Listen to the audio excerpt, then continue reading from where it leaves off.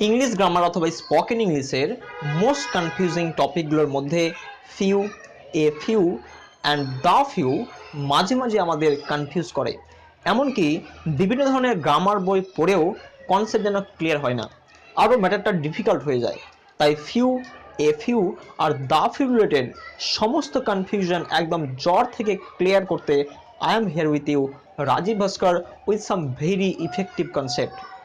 So without wasting any time, let's begin. So at first যেটা বলে রাখা প্রয়োজন যে ফিউ, এ ফিউ এবং দ্য ফিউ এগুলি সেন্টেন্সে ইউজ করার আগে যদি আমরা মাত্র দুটি কন্ডিশন মনে রাখি তবে প্রায় হাফ প্রবলেম সলভ হয়ে যায়।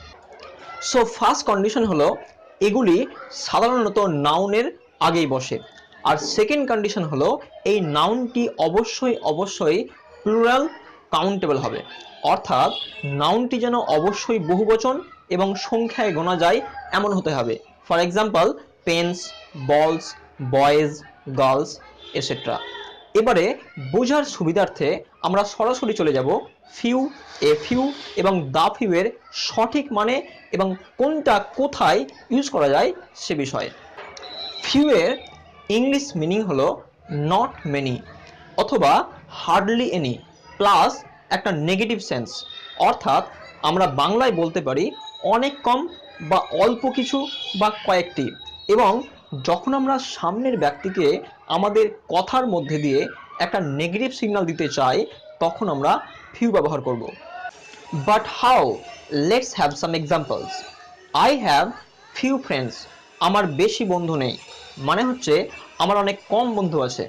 এখানে দেখো ফ্রেন্ডস একটি প্লুরাল প্লাস কাউন্টেবল নাউন যা সংখ্যায় গণা যায় এবং একটির বেশি বোঝায়, এবং তার ঠিক আগে আমরা ফিউ ইউজ করেছি নেগেটিভ সেন্স প্রদানের জন্য।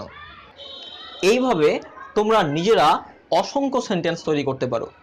উই হ্যাভ ফিউ ফ্রেন্ডস, আমার কয়েকটি বন্ধু আছে। দে হ্যাভ ফিউ বুকস, তাদের কয়েকটি বই আছে। হি হ্যাজ ফিউ চকলেটস, তার কয়েকটি চকলেটস আছে।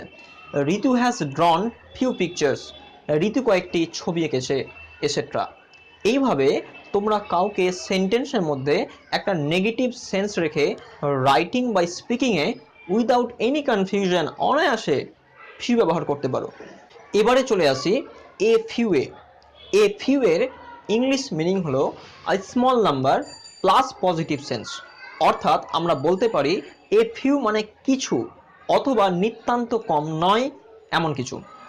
তাই যখন আমরা সামনের ব্যক্তিকে আমাদের কথার মধ্যে দিয়ে একটা পজিটিভ সিগন্যাল দিতে চাই তখন আমরা কেবলমাত্র ফিউ ব্যবহার না করে এ ফিউ ব্যবহার করব। So for better concept let's have few examples. I have a few friends, আমার কিছু বন্ধু আছে। এখানে দেখো আমাদের ফার্স্ট এবং সেকেন্ড কন্ডিশন মতো ফ্রেন্ডস অর্থাৎ প্লুরাল কাউন্টেবল নাউন আছে, এবং এর ঠিক আগে আমরা এ ফিউ বসিয়েছি কারণ এখানে আমরা শুধুমাত্র পজিটিভ সেন্সে কিছু বোঝাতে চাইছি। এভাবে তোমরা বলতে পারো I have a few pens, আমার কিছু কলম আছে। They have a few books, তাদের কিছু বই আছে। He has read a few books, সে কিছু বই পড়েছে এটসেট্রা। এবারে আমরা যেটা নিয়ে কথা বলবো সেটা হলো দ্য ফিউ, আর এটা সত্যি একটু মজার কারণ এর ক্ষেত্রে negative sense or positive sense it doesn't matter. তাই দ্য ফিউ এর ইংলিশ মিনিং হচ্ছে হোয়াট এভার দেয়ার ইজ অথবা অল, অর্থাৎ সহজ বাংলায় আমরা বলতে পারি কম বেশি সবগুলোই। So let's have some examples. The few pens I have are really good, কম বেশি যতগুলো পেন আমার কাছে আছে সবগুলোই ভালো। The few bags he had all lost in the fair, কম বেশি যতগুলো ব্যাগ তার কাছে ছিল সবই মেলায় হারিয়ে গেছে। The few viewers are watching this video will definitely like it. So now we are at the finishing point of the lesson, but before that let's summarize the full lesson at a glance. Few means negative sense, a few means positive sense, এবং the few means negative positive doesn't matter, whatever there is all. So friends, I hope this lesson will help you a lot If you still have any confusion, please let me know in the comment section below. So thank you friends, I'll come back with more such interesting lesson. Till then, take care and bye bye.